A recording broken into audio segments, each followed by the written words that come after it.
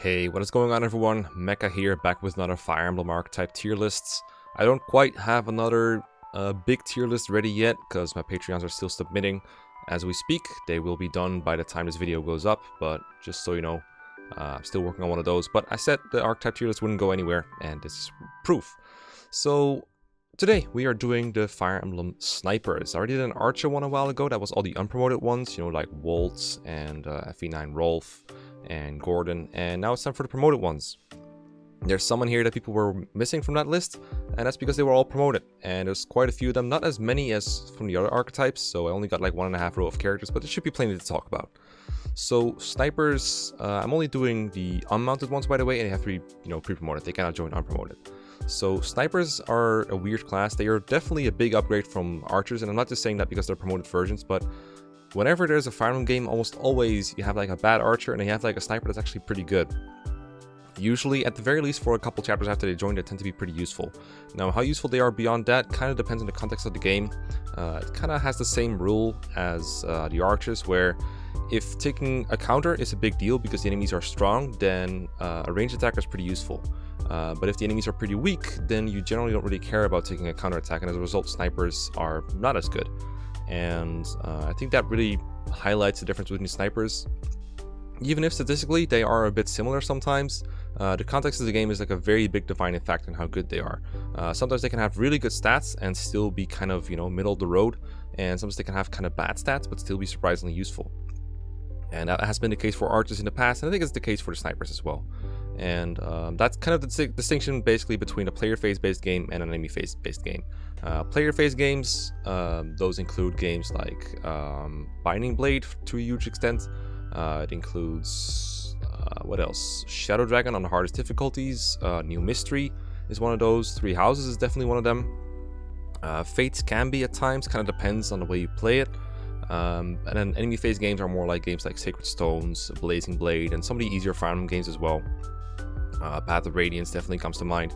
So that's kind of the distinction that is going to be very important in determining how good these are.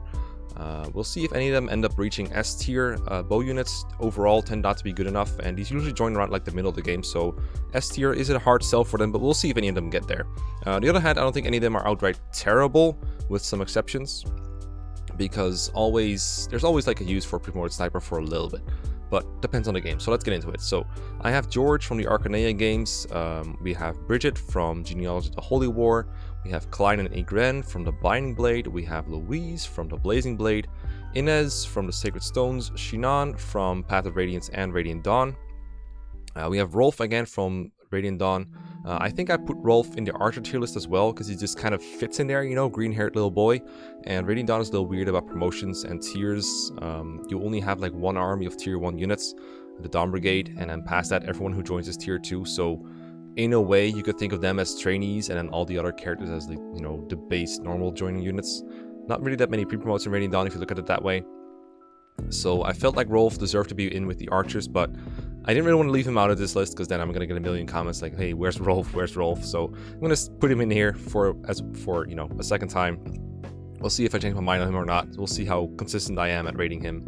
So he's going to be back for this one. This guy is called Tomas. He is an archer in Shadow Dragon, but he's a sniper in New Mystery. I almost forgot him because he's not very notable. Then we have Shura, who is in all 3 routes of Fates. Kind of different depending on the route, but I'm just going to rate him based off of my experiences in Conquest and Revelation, because I haven't played Birthright yet. Shamir is here from 3 Houses. I think a pretty big fan favorite, so I'm glad I finally get to put her on the list. And then we have, I think her name is Rachel from The Last Promise. The Last Promise is a fan hack that not a lot of people have played. I plan to put a lot of background footage from The Last Promise in this video. If I thought of something else, I'm just going to put a comment on what that is. But I just felt like introducing The Last Promise with this video would be like a pretty good idea. I haven't done it in a while. I usually use these as like fillers for the archetype tier lists, because a lot of the time I find that there's enough characters to talk about to fill like an hour or even 1.5 hours. In this case, it's not as many characters total, but still enough to make like a tier list off of them, so I just shove in like an extra TLP character right there. Don't plan to always do this, but I think she fits the archetype pretty nicely. So with that said, let's talk about George from the Arcanea game. So he's an FE1, Dark Dragon, or Shadow Dragon I think it's sometimes called. Mystery of the Emblem, FE3, Book 1 and 2. as well as Shadow Dragon, FE11, and New Mystery, FE12. Don't have sprites for all these. This one is his FE3 one. These are from Shadow Dragon and New Mystery. So for FE1 George, he wasn't the original, the very, very first, and he's pretty decent there. FE1, of course, is one of those games where the enemies are very weak. The same goes for Mystery of the Emblem. So by default, snipers are not too useful. I do think George has his uses though. He joins in, like, I would say around the middle of the game, like around chapter 8 or 9, depending on what chapter numbering you use from what games. They kind of differ between games. And he joins like the Pirate Isle, I think. And the funny thing is, George has like an interesting interaction, I find, with the Parthia, which is almost his personal weapon, but not really. The Parthia is the holy bow of that game, and in order to use it, you need to have a stat of 13 weapon level. Weapon level is a single stat, just like strength and speed in FE1 and FE3. So what basically happens is you join with a certain base level, and that means you can use any weapon that your class can use with that weapon level or below. So in George's case, the Parthia in FE1, and let me check my notes real quick. The Parthia in FE1 is 13 weapon level, and George joins with 10. So he's 3 procs away from you being able to use it. He has a 50% growth. And George is a pre-promoted sniper, so you would think he gains XP slowly, but in FE1, you actually don't gain XP slowly, even if you're like really high level. You just get a set amount for every enemy. Enemies just have like an XP rating of usually around 32, I think is the default. So basically, if he kills like 9 enemies, he's probably going to get there. 50% growth, well, maybe not 9 enemies, but you get the point, right? He's probably going to get the Parthia by the time you get it. You get it in like chapter 12, I believe. So maybe not right away, but quite soon after. That gives him a lot of attack power to work with. You can also use the silver bow at base, and I think he doubles fairly reliable in FE1. Don't quote me on that though, I never finished that game, but I've played it for quite a bit to know that the enemies are like super pathetically weak. You can one-shot enemy wyverns if you find them. There are quite a few of those as well. So George is okay. How good he is depends on like how good the enemy phase of your other units are. I feel like if everyone is just, you know, massacring everything on enemy phase, then George is not really going to be very useful for you. And this goes for a lot of these snipers. And I think in general in FE1, you can make an army that just kills everything by the point that he's, maybe not by the time he joins, but like a little while after. So I feel like FE1 George, if I had to tier him, I don't have a sprite, but if I had to tier him, I would put him at around, maybe like C tier or so. I don't think he's that useful. And the same kind of goes for FE3 Book 1 George. In that one, his base weapon level is the same at 10. It's the same growth of 50%. The Parthia goes down 1 weapon level requirement actually of 12, as long as Turns Force is correct, of course. So it's a little easier to get it to him. So that makes him a little better, but not a whole lot to where like he's like a whole tier better, I feel like. Then there's Book 2. In that game, he's a little different. He joins, I would say, relatively a little bit later, a little past halfway through the game. He's a promote once again, but this time he has the Parthia in his base kit. You can just use it at base and just shoot people with it, and that's pretty cool. And one funny thing about the Parthia that I didn't mention yet is that you can use it as like a pure water in FE1, and FE3 it actually doubles your XP gain, so he can get level ups really quickly once he gets it. Of course, the one when he needs the Parthia level up effect the most is when he's trying to get to Parthia to grow weapon level. So it's not that big of a deal, but I guess it lets you abuse like star shards a little bit more, those growth increasing things in Book 2, if you want to make them good. So you can definitely be turned into something good, but the big drawback of these kind of units is that no matter how strong you might make them, they will never get a one-range option. I mean, there's some exceptions, of course, within this list, but generally a sniper is not going to get a one-range option by leveling up a lot. So even a unit with like absolute cap stats that could massacre everything is not going to kill a lot of enemies unless you like very carefully position them in a way like across the wall from the enemies. Then they might kill a lot of them, but generally a unit that has 1 range is going to have more access to enemies than a unit with 2 range, and that kind of holds them back. I think overall George in the early games is like a C-ish, B-ish tier unit. I don't think he's that great, especially taking his reduced availability into account.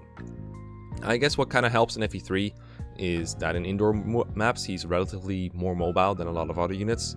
But other than that, I don't think he has a whole lot going for him. I think George, in these games, at least in these older games where enemies are kind of weak, is not that good. But there are spots where I think he can be pretty nice. If you think about like a chapter with a lot of hallways, like chapter, basically the Arcanean Palace chapter. The one where you, the same map as the Harden map in Book 2, but that one in Book 1 basically, if you get me. It's like a lot of tight corridors and a lot of spots for him to use ranged attacks. Those kind of maps are kind of nice for him. But the bigger, the more open maps, I think those are pretty bad for snipers overall. Now, if you were underwhelmed at my evaluation of George in those early games, then I have good news for you, because these Georges are both a lot better, because these games have hard modes, and really hard modes. FE11 has hard 5, aka merciless mode, and FE12 has lunatic and even lunatic reverse. And in those modes, enemies are really strong, and avoiding a counter is a super big deal, and that makes George a lot better in those games. FE11 George, Shadow Dragon, I have famously argued with Mangs, made a bit of a running joke about him rating George like 5 or even 10 stars, even though his skills like out of 5, and I was like, alright, he's like 3 stars, maybe he's 2 stars, I don't know, but not 5 stars. He's not that good. But the ability to attack enemies in that game without taking a huge ass counter is pretty good. So even though George's stats are not that impressive by that game's standards, they're alright, but he's not gonna be like enemy phasing things left and right. He's no Barst, he's no Setgar, he's no Wolf. He's just more like he can take like one hit, and he can 2-shot most enemies. He can 1-shot flyers, which are really common in both games actually. So that's pretty nice. I would say Shadow Dragon George, if I were to give him a rating on a scale of like 5, I would say 3 stars is pretty reasonable for him. So I'm gonna put him like way up here. And Shadow Dragon George, or like New Mystery George, is alright. I don't think he's super great. The weird thing about these games is that anyone can reclass to a sniper, and they'll at the very least get C bows, which is a decent weapon rank for using, well, mostly like steel and killer. But just having like a competent weapon rank with like the bonuses that come with it is pretty nice. George's like niche is really just being able to use like silver bows and Parthia. Longbows, as far as those apply, they don't really apply, but only archers and snipers can use those in those games, so those are okay. But I think they're only like for DLC, and maybe you get like 1 longbow in Shadow Dragon or something. Not a very big deal. I don't remember exactly how good he is in New Mystery. The funny thing about New Mystery is you can turn him into a horseman if you want him to have a mount, but he actually loses the ability to use the Parthia there, because the horseman is a lower bow rank than the sniper class, so he actually loses bow rank doing that. But it is a fun option for him. He can't really do much outside of that class, because without his bow rank he's really not very wonderful at all. But just the Parthia utility is kind of nice. I would say they're both in the same tier for now, I guess. I like the Shadow Dragon one better. I think he has a higher amount of relative utility. I do think there's slightly more threatening flying enemies in 12 though, so that kind of compensates for it a little bit, but I think overall Shadow Dragon George is a little bit better overall. But both of these are pretty big step up over any versions from the previous books, I think, from FE3 books and FE1. Now, Bridget is a sniper from Genealogy of the Holy War, and if you would listen to me talk about Jamka and Faval, then you probably know I'm not a super big fan of snipers in those games. Not having a mount for one is a pretty big deal in that game, and Bridget is one of those people without a mount. Not having a lot of availability is a pretty big deal. She's only around for half a generation. I count both generations as like an entire game of having availability, and well, Bridget has like basically 2.5 chapter if I'm being generous. And then on top of that, FE4 is one of those games that's definitely enemy phase focused, if you can afford it to be, and a lot of the time you can, because you do get quite a few strong and bulky characters that can just carry a whole enemy phase.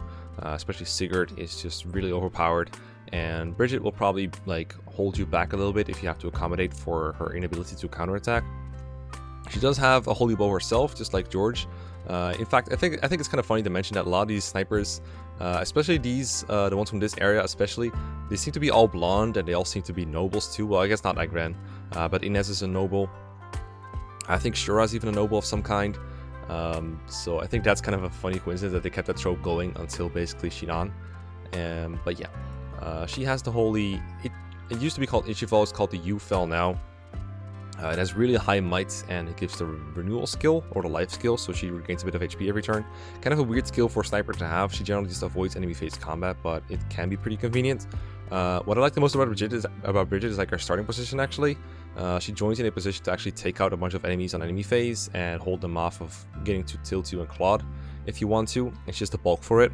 But beyond like chapter 4 and chapter 5, or like rather in those chapters, because there's no beyond for her, she's not super spectacular. She can shoot down Pegasus Knights in chapter 4, but a lot of people don't have trouble killing those. She can kill the boss in those, that's pretty cool. As long as she lands a hit, because the bow does have like a kind of a low hit rate. I feel like she doesn't even need the U-Fel to get a 1-hit KO on enemy Pegasus Knights, not even bosses, but it can be nice sometimes. It's a nice bit of overkill, but overall, FE4 is not the kind of game you want to be an unmounted sniper in. It's really, like I said, the context of the game just doesn't allow snipers to be very good. I'm not going to put her in E tier, I think that's a bit too low, but I think D tier is about as high as she will go. I don't think she's that good. I think she's alright. I don't think she's great though. In the context of FE4, I mean, you can deploy everyone, so there's no real drawback to deploying her per se, but accommodating for her in the battlefield is kind of annoying and unnecessary. Next up is Klein and Igren from FE6, and FE6, just like Shadow Dragon, is a game where I actually think not having an enemy phase is not as big of a deal because it's more of a player phase focused game, and the games also have a lot of focus on shooting down flyers. There's a lot of enemy wyverns and a couple of enemy Pegasus Knights they can take down as well, and that is a pretty big boon for them. In fact, that's just one of the many ways that FE6 was based on FE1 and FE3 Book 1 in a way. It's kind of funny that the snipers in those games end up like being good as well, while they're kind of in the later games. So I guess we'll go with Klein first. He joined in the Western Isle arc, either chapter 11 or chapter 12, depending on what route you take, or chapter 10 or 11, I should say. Chapter 12 is the chapter after the route split, and joins with the traditional silver bow, just like a lot of these other characters. And I like Klein a lot in the early game, or like rather just after you joined. I think he falls off a little bit. His biggest boon is his high attack power with that silver bow. A lot of people mention his heart bow bonuses. Those help, I guess. I've never been too big of a fan of just praising a character just for their heart bow bonuses. I think you need more than just heart bow bonuses to be good. See, what's her name? Tate, whatever her name is. But Klein holds up pretty well for a little bit. The biggest problem I have with Klein, if I had to name one drawback, is he doesn't double very much. George has the same problem where their speed is like around enemy level or slightly above, but a lot of the enemies that aren't total jokes just don't get doubled by him, and that means that he will never one-round anything unless he get one shot, which in FE6 is really rare because enemies have so much HP in that game. Not quite as much as like FE4, but they're still pretty bulky and hard to kill. If Klein doubles, the enemy probably dead, but if Klein doesn't double, then enemy probably not dead. I forgot a word there, but you know what I mean. He's not that great at doubling long term. You could give him like a speed wings or something, but there's really no point because you'd rather give speed wings to someone who's fighting on both phases rather than someone who's only attacking once per turn, I feel like. But other than that, FE6 is a game where a lot of wyverns are present, and it is a game where avoiding a counter is a pretty big deal. A lot of enemies do have ranged attacks available, but they are often less accurate than the ones that attack from one range, so even if Klein is forced to attack people that have like a javelin, not a very big deal. He has enough HP to take a hit from those, and if you can just avoid a counter entirely, that is a pretty good deal to me. But I do think Klein is at the most useful in like his joining chapter and then like the couple chapter after that. Chapter 12 is pretty good, a lot of hallways to snipe people down. But if a map is like more open, I'm trying to think of a good example, like chapter 15 for example, a lot of open fields and not a whole lot of things to hide behind, then that gets pretty tough for him. You need to constantly protect him. That can be pretty annoying. But if you're just looking for like a guy that can just specifically like snipe people over walls, or in the desert chapter shooting down wyverns with like 3 move, that stuff is pretty good there actually. I would say he's like about Shadow Dragon George level of usefulness overall. I think it's pretty alright, so we're gonna move him up there.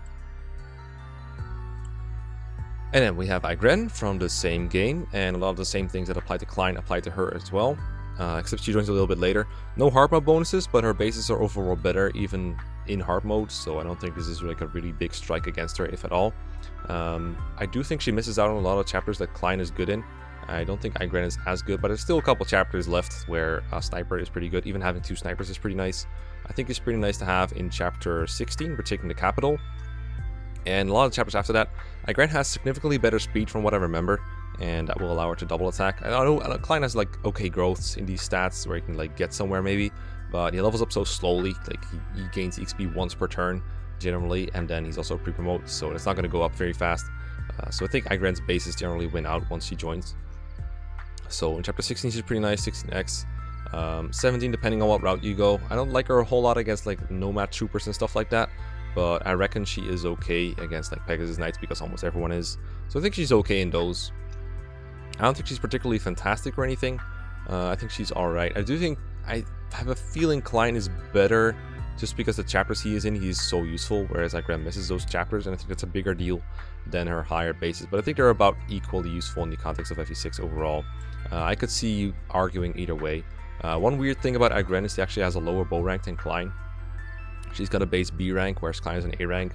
I remember Donlan actually needed her to use a silver bow in one instance in his whole run, and because of that, he had to actually train her weapon rank up from B to A, which is kind of a pain in FE6 because you only gain 1 weapon XP per attack.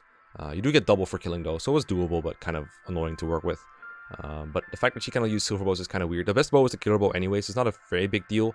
I guess she takes longer to get to the Murglaze, but if you're using her long term, she will probably get to S-rank bows sooner or later. And you don't even get the Murglaze that early anyway. Like, you can only use it in chapter 21 the earliest. So plenty of time to get 100 weapon XP and get there. But Klein will probably have an easier time getting there overall. But just by a little bit. It's not a very big deal. Just thought it was funny to mention. Next on the list is Louise from Fire Emblem 7, the Blazing Blade. And I think the most significant part of her is her husband and not really her. The support that she gives to Pent is super good. Her utility on his own, or on her own, I guess we should call it, is like pretty meh in the context of FP7. There's not a lot she can do that other units cannot, and she comes with no enemy phase. And FP7 is definitely an enemy phase based game. Lots of very weak enemies, sometimes with 1-2 range, but a lot of the time you can kill those with javelins and hand axes. This is not the case in FE6 where hand axes and javelins are worse and enemies are bulkier, but in FE6 where you're barely, or in FE7 where you barely need any speed to double and don't really have very high attack thresholds either to hit KO, someone like Louise's doesn't come in handy. It's the same reason Sword Masters are kind of mediocre, kind of bad in FE7. There's just not a whole lot for them to do that other units don't do better. There's not high attack speed thresholds for them to kill. So specialists like snipers and swordmasters just don't do as well in those contexts. And that kind of sucks for Louise, because there's really not a whole lot left for her to do. I think one thing that she can do kind of well is make use of her high resistance in conjunction with the Pen support, which gives her +3 defense and resistance, and fight like enemy Valkyries. That's like the most troublesome enemy type in FE7. It only occurs in one chapter, Kaga Destiny. But the funny thing about Valkyries is you can only counter them with 1-2 range or with 2 range. You cannot counter them with 1 range unless you like trick their AI somehow. But generally, if you have like a killer axe equipped or something, or like a brave axe or something, they'll just attack you from 2 range. But if you want to face them on enemy phase, you can bait them with Louise, have her like put her at the edge of their range and counter them. And that can actually work out pretty well because her res is pretty good, her luck is pretty good, she's not getting crit, and her speed is good enough to not to get double. She's not going to double in return. If you want to double them in return, you can use the Brave Bow. I don't remember how likely she is to get 2-hit KOs with the Brave Bow. It's probably not 100% accurate, but she does get a pretty good hit amount from Pent. Because Pent, I believe, is Ice and Louise is Light. So I'm pretty sure that's a full hit bonus right there. I just don't remember if she's got enough strength to hit KO. The last time I played FE7 in this kind of context was the negative growth playthrough, so Louise, I think, lost a couple points of strength in that one. So my accounts are not necessarily the most accurate, but I do think she was close to 2-hit KOing. Either way, the ability to use the Brave Bow is kind of nice. It weighs her down a lot, but when you're already doubling automatically with it, it's not a very big deal. You just got to keep her out of range of enemies for a lot of the chapter. And I mean, it's already something you were doing anyway, so it's not that dangerous. She can use long bows as well. Silver bow is kind of nice, of course. I mean, it's nice on all these snipers, but it's notable on her. Killer bows, basically every good bow is available for her, unless you are using like Wrath or you train up Rebecca or Will. But those characters aren't as good as most of your other trainable units, and for that reason, Louise is often going to be the only one capable of using those, and that's kind of nice for her. It's generally a good boon for snipers, is that a lot of people aren't interested in using bows or cannot use bows, so they can take all the good weapons for themselves. Louise can take advantage of that, but still, I cannot overstate how important it is in FE7 to have a mount and have the ability to use javelins or hand axes. If you have none of those 3 things, you're going to lose a lot of viability. I still think Louise is viable for a lot of chapters, and I think the Pen support alone is the reason to deploy her. Giving Pen +3 defense and resistance is just nice, because it turns Pen from, like, you know, somewhat durable, like, alright, just be careful, to, well, I can just enemy phase this whole room and kill everything in there. It's such a huge difference. Even for a godly unit like Pent, it can be kind of tricky to keep Louise safe while having Pent in range of a lot of enemies, but it's definitely doable. So yeah, I'm gonna put Louise around like D tier, I think. I don't think she's above average enough. She joined so late that I can't really put her in C tier. If she was good like Pent, I'd be okay with putting her like way up there. But she's not that great. I'm gonna put her like above Bridget. I do think her utility is better than Bridget's overall. I think she has more opportunities to contribute without weighing down your army. But overall, I don't think she's that great. I would give her like 2 or 3 stars in like a 5-star rating system. Next we have Inez from Sacred Stones, another game where javelins and hand axes pretty much dominate the whole field. So you can already guess that Inez is going to end up at the lower segment of the tier list. There are a couple portions of Inez' lifetime that are pretty nice. The chapter where he joins, he doesn't really do a whole lot, I find. That chapter in Erica route, I mean. The one where he's with Garrick and Tethys. The easiest way to clear out a chapter is to just ignore them and they will probably survive the initial onslaught of soldiers that come up to them. And as long as you don't approach their fort, then you could just go up to Pablo, kill him, and then seize the throne. And after that, you get Inez anyway, so you don't need to talk to him with Tana or anything like that. It's kind of convoluted and unnecessary. I think the chapter wants you to do it, and then as a result, you end up getting attacked by Marissa, and you kind of have to stave off of sleep staff and stuff. I generally just don't bother with that. I just don't bother recruiting Marissa in general in Erica route because she's garbage. If you do want to recruit Marissa, I guess you kind of have to deal with it. And if that happens, you do like Inez is pretty useful to have, but overall, I don't think he's that great in that part of the game. The chapter after that, I like him though, and the couple chapters after that, because it's like route missions where you don't have like that many juggernauts yet. You have like Seth, and then your next best units are like Franz and Vanessa, and they can hold their own, but they probably won't be one-rounding everything you have ever. So it's nice to have the additional backup, and especially the chapter after that, the monster chapter, where you recruit La Rochelle and Dosla and Erica route, the Fog of War the Fog of War map with the mansion and everything. Being able to shoot like monsters through the walls and kill the flyers there is, you know, appreciated. It's not necessary, but it is pretty nice, I think. And the chapter after that is another big monster map where you have a lot of flying enemies that he can kill, and he can like shoot people from mountains. Like there's spiders coming down from mountains, you might want him to snipe. And I think there's generally like a lot more places where he can help. After that, I think it's kind of gone though. Not a whole lot of opportunities anymore for him to kill things, and it's harder to keep him safe because there's less terrain. There's like that one Johanna Hall chapter where you have to go all the way around. He can be okay there, but generally I find that one is definitely dominated by mounted units a lot, and there's not as many reasons to do weird things with Inez. And after that, the maps just get too big and too dense with enemies for him to be really useful. So I generally just kind of drop him after that. And that's basically also reflects his performance in Ephraim route, because that Ephraim route is basically like that performance, but minus all the parts that make him good. So I would say he's like a D tier unit in Ephraim route alone. And then in Erica route, he's more like C or B tier. So I think overall, Inez is like, he's like okay. I don't know. I have a bit of trouble putting him like a tier over Louise, because I think Louise is more useful in the chapter she's in. Inez has like more relative availability because he joins like a little past halfway through the game, at least in Erica route. I think Erica route Inez is better. I think Ephraim route Inez is definitely worse. I'm gonna put him like around here, I guess. I don't like him a whole lot. I don't think he's that great. It's not just because of his attitude. It's not just because of the way he looks. I just don't think he's all that good. He's decent at fighting, but so are these snipers. I like Louise more overall, I think, than Inez. I think he has less utility overall. Sacred Stones is just so enemy phase focused, and the enemies are generally not big enough of a threat to be to warrant like a sniper like him. I don't think he's that good at that.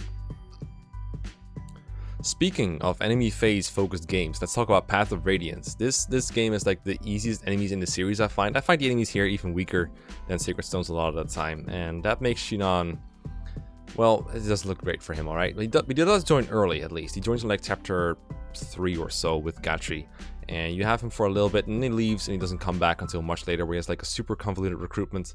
You have to like, he's like an enemy, and then you have to kill him with Rolf specifically, and then you have to, no, you talk to him with Rolf, you kill him with Ike. There you go.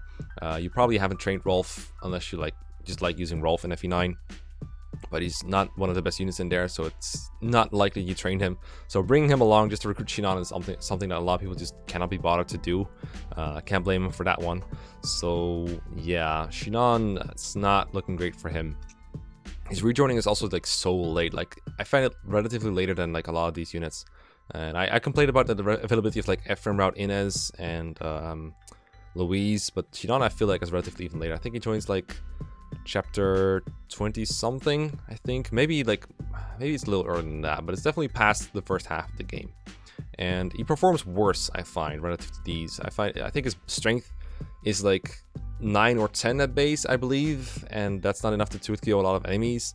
And this is also the point where a lot of your own units have snowballed already. So whereas someone like George, he joins around the time where units are like kind of good but not capable of one rounding, but like just getting into their own. Klein and Igren, same thing. Shinon is, when he joins, he's like the weakest unit you have, or one of the weakest units you have that you would deploy. Like not counting untrained units, he's pretty bad in comparison to like people you would field. So that doesn't look great for him, does it? I like his early game utility. I think he's good in the early game when you have him. That one chapter before he leaves, the one where he like rejoins from the other side with Gatry, that really big indoor map, he's really nice there. Provoke is really cool to have on him. It makes enemies attack him even though they shouldn't. Like, it just lets him kill archers on enemy phase, even though they would go for someone else sometimes. So I think that alone is enough to make him like D tier for his early game utility. But other than that, I don't think he's a whole lot going for him. I'm gonna put him like, I'm considering putting him over Bridget, but honestly I can't fight myself doing it. He's not that good. Okay, I'm just gonna put him here in D tier. Not quite the meme tier. I'm saving this for like really bad units. D tier I think is low enough for him. Now Radiant Dawn is when Shinon gets so much better stat wise. Like, he has some of the best strength and skill and speed and defense and HP out of everyone in the Grow Mercenaries. I don't know how he became that good all of a sudden, but god, he is so strong in the game. He's like Ike level stats basically. The only problem is he's still a sniper and he still doesn't have any one range. I find that in the early game of the Grow Mercenaries when he joins, he's definitely one of your best units to have because you just don't have alternatives. Like, it's either use him or like, just don't use him, I guess. Either use him or you don't. There's no alternative character you can deploy in his stead. You're forced to deal with the units you have. And in that context, I find Shinon is invaluable. He has good enough crit to where if you have to have him attack with the killer bow and he doubles something, which is often, you'll probably crit. About like 50% of the time, kind of like an early Myrmidon with the killing edge. So I usually have him attack first. If he crits, great. If not, someone else can probably finish it off because his strength is so good. But he and like Mia and Ike and Titania, they generally carry the offense of the Grow Mercenaries early on. Then once Har joins and you get like 3-3, 3-4, that kind of stuff, I find Shinon becomes less and less valuable. And towards the end of part 3 and early part 4, or basically all of part 4, that's all like route missions with very high enemy density, and a lot of those enemies have one range, which means Shinon is not going to be very useful for killing those enemies because killing one enemy individually is not the challenge. The challenge is killing a lot of things in an enemy phase, and he can't really do that. There's like one range bows available, crossbows, but while they are very high might, they negate his strength to the point where his attack is lower than if he just attacked with like a 2-range weapon. So generally he doesn't one round with those crossbows, and that's basically the end of his usefulness. So I think he's good for the first third of the Grow Mercenaries, and after that he's just kind of meh. In endgame, he becomes really good again for some reason. They give you the double bow. It's like dropped by a sniper in 4E1, and that thing is 1-2 range. And once Shinon becomes a marksman, he gets +1 range basically, and that means he has a 1-2-3 range attack that he can use, and he can suddenly just kill a bunch of enemies on enemy phase. Like, I don't know if you've ever seen Shinon use Dragon Foe in 4E3 and kill everything on that map.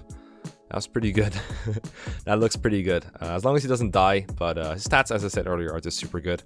So good in fact that he caps like a lot of stats he can bonus experience abuse. So stat-wise, there's nothing wrong with Shinon, but there's this really huge gap between the early Grow Mercenaries and endgame, where Shinon is just not that useful when it comes to clearing map objectives. Killing enemies, routing maps, is just something he's not very good at because his stats might be great, but if an enemy attacks Shinon, they're just not going to die unless it's like a bow unit enemy. There's not a whole lot of like indoor maps where you can just like have him attack enemies across the wall. Those are the maps that snipers generally excel in. Outdoor maps, big open fields that are very common in Radiant Dawn, it's not very good in those. So I would still say Shinon is better than these archers, I think. These snipers, I would say. I would put him in like... how do I put this? I would say... It's really hard. Shinon is like almost like an entirely different unit depending on where you put him. In the game. Like in 3, I would say I would give him 5 stars for his performance in the early Grow Mercenaries and in endgame. But later on I would give him like 2 to 3 stars. So overall I feel like a C tier is kind of fair for him. I think he's better than a lot of the scrubs that FE10 has to offer. It has a lot of bad units, but Shinon is definitely one of the better ones for a bit, just not for the very longest time. Then we have Rolf, who is basically Shinon with all the drawbacks, but none of the advantages because his stats just aren't that good. As I said, he's a pre-promoted sniper, but he's a lot lower level than Shinon, so it takes a much longer time to get into marksman, especially in hard mode where XP gain is just completely gutted. I think Rolf is one of the worst units in Radiant Dawn. He can still become good. I know his strength growth in particular is very impressive, and if you ever get into the same level as Shinon, he can be as good, but there's just... The game gives you no reason to, and it also doesn't give you a reason to use multiple snipers, so the whole pitfall thing of like using one of each class doesn't apply here. He's just bad. I don't know if he's bad enough for E tier. I think relative to these, I do think...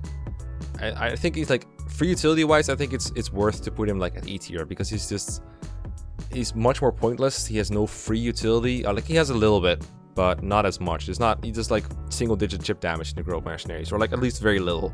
It's hard to set up a kill with Rolf for someone else. Occasionally you can finish off an enemy that like Ike or Shinon weakened, I guess. But it still feels weird to put him here. I'm gonna put him at the end of D tier instead, just to be nice. I don't think he's as bad as, say, I don't know, like an Est or Nino or Miranda or something. I think he's alright in that regard, but still, I'm very tempted to put him here instead, just to indicate like there's a pretty big gap between these units right here. It's almost like I should move Louise up a little bit, in fact, I feel like, rather than having Rolf in the same tier. It feels very weird no matter how I put it, because I also can't see Louise in the same tier as FE10 Shinon. So yeah, I just don't think these guys belong in A tier either. So no matter how I put it, it's gonna look weird. But yeah, Rolf is definitely a lot worse than these units. I still think he's better than like Liar, for example. That's someone I would put in E tier. So that's why I'm putting him in D tier instead, just to like indicate a bit of a difference. Then we have Tomas in New Mystery. New Mystery has way too many units to rate accurately and to use them all in like even within 5 playthroughs. You could go through like that game 5 times and still not have used everyone. That's how weird that game is when it comes to like people that join. He was not in the original FE3 book too. They just kind of threw him into a village because they wanted like everyone from Shadow Dragon to return. And I used him for a little bit in my Heart 1 playthrough with Mangs, the whole Wheel of Death thing. I killed like a couple guys with him. And I was like, yeah, that's pretty cool, but that's mostly just a sniper doing sniper things. Like, you can kill wyverns with a silver bow, but almost everyone in the cast can do that. A lot of people have the rank for bows to have that. Anyone can use a killer bow if they reclass into snipers. That's nothing special. And his bases are like atrocious. They're so bad. I believe they're like on par with like Sirius from like 10 chapters back when he joins. He joins like past halfway through the game, but with bases that are like just trash overall. I'm gonna just put this guy in E tier and be done with it, basically. There's not a whole lot of redeeming about this character. I could see him in D tier maybe, but I just can't be bothered to dig into exactly how good he is. But he's pretty gross. If you use Tomas, let me know. I'd love to talk to people of your kind, because there's not many of you. It's quite the rarity. So that's Tomas.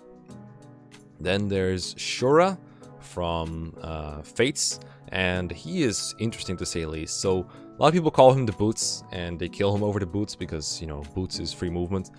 I think that is often a little bit misrepresented, the way that Dilemma works.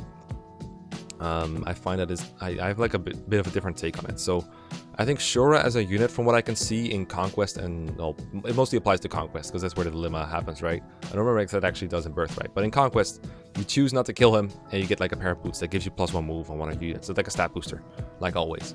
If you keep him alive though, then you get a pretty good unit, and you could pair him up with someone else and then they get +1 move. But of course, that comes with its own drawbacks. Like that unit has to build up supports with him. They cannot pair up with someone else, and they might already be able to get +1 move from someone else. So that's not like a really fair comparison. A lot of people go like, all right, you can either get +1 move or you can get Shura, and then you can put +1 move on him with the pair up. But I think that's like an unfair way to represent it. I don't think Boots is the superior choice overall. I just did it in my first playthrough of Conquest because, I mean, I'm Mecha, I had to do it. But I think Shura is worth keeping alive if he is better than the guy you would deploy instead. So let's say, as an example, you have around 10 people you're using, and you get a character, you get like a chapter where you can deploy 11 people. If Shura is better than whoever you would deploy for that 11th slot, then it's worth keeping him alive, I think. I think that makes him much better.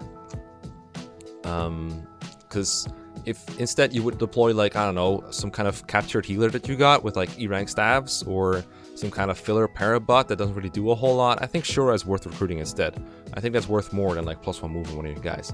Kind of depends, because there are some skip thresholds that require you to get like +1 move on, say, Camilla or Corin or someone else.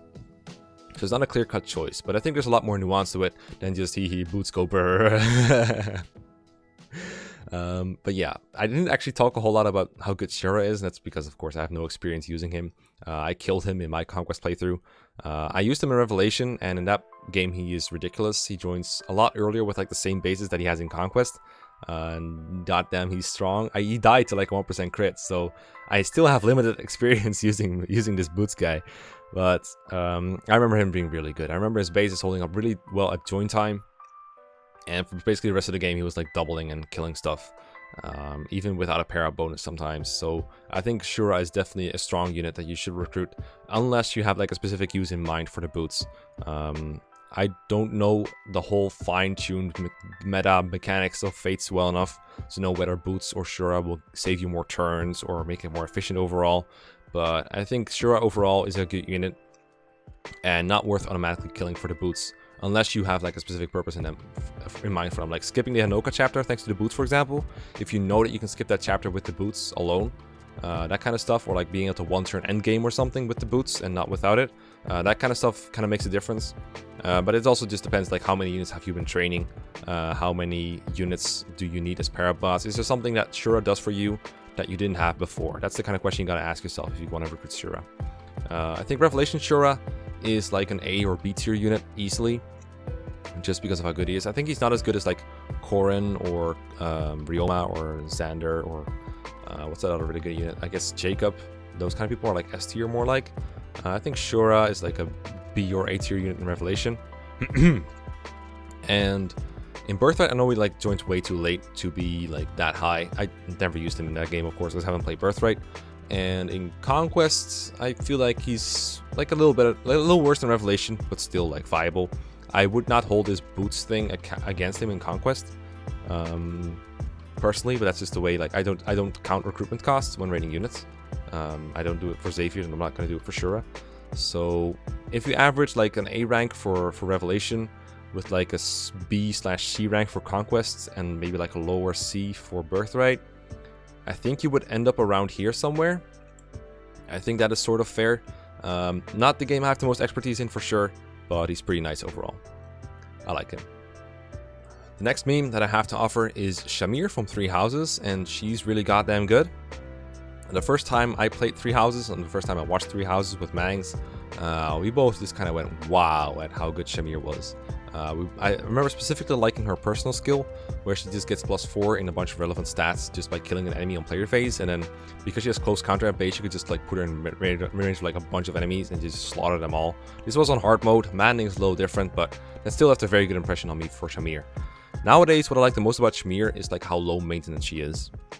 She joins as a pre-promoted sniper, and all she really cares about, like the only thing she really wants is to get Hunter's Volley.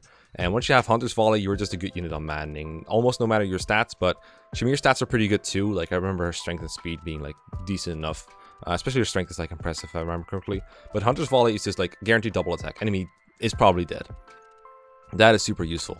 Just a Hunter's Volley bot doesn't have to qualify for sniper, just is a sniper. Doesn't mean you cannot improve her with class certifications. I like going back for Archer at some point and getting hit +20 if you're just auxiliary battling anyway. She has the option to go Pegasus Knight if you just train her in lances and flying through, like just set it as her goal basically, maybe instruct her a couple times, and then she can go Pegasus Knight if you want her to be. But generally I think she's best off just using Hunter's Volley. Just Master Sniper ASAP and kill like flying monsters with it, and just enemy flyer killing in general is pretty useful. But she can even boss kill if you wanted to. I think there's like a chance to qualify her for Bow Knight. I did that on my first playthrough on hard mode. I made her a Bow Knight, but I think in hindsight Sniper is better for her overall. Bow Knight is an option still, of course, because again, she doesn't have to worry about like her bow rank much. She can get higher bow rank for random skills like bow crits, or I don't actually remember if she needs bow prowess to be improved or not, or if she's already level 5. I don't think she's level 5 at joining, so you could like get improvements on that too. So training her in bows is not a waste of time at all, but probably better overall than going for riding and getting the Bow Knight rank. But personally, I think her best option is to get some Pegasus ranks. So that utility alone, I feel like makes Shamir worth to be putting her in A tier. I think she's actually the best sniper in the series right now, Shamir. I think she has the availability, first of all, because you can recruit her as soon as Beleth hits level 15, basically. I think around chapter 6 you can get her if you really put your mind to it. You can get supports with her to make her earlier recruitable, because I don't think Beleth is going to reach level 15 by chapter 6. Kind of the same way you do with Catherine. I don't know if that's worth it or not. Probably is, but it kind of depends on like the other goals you go for. You might want to recruit some other characters as well, like Cyril or, you know, your favorites from other houses. So Shamir might not be your priority, especially since she joins anyway. She's basically available for chapter 7 at the very least. So yeah, depends on what your preference is, but the earlier she joins, the better she is. Super good class, close counter, good personal skill. Hunter's Volley overall is just top tier unit, really good. Not as super amazing as like Dimitri or Edelgard, but still really good. And then last but not least, we have Rachel from The Last Promise. I think she's the last character to join you with the possible. No, I think she joins later than Gary, who's like the go-to of that game. I remember rating him in a tier list before.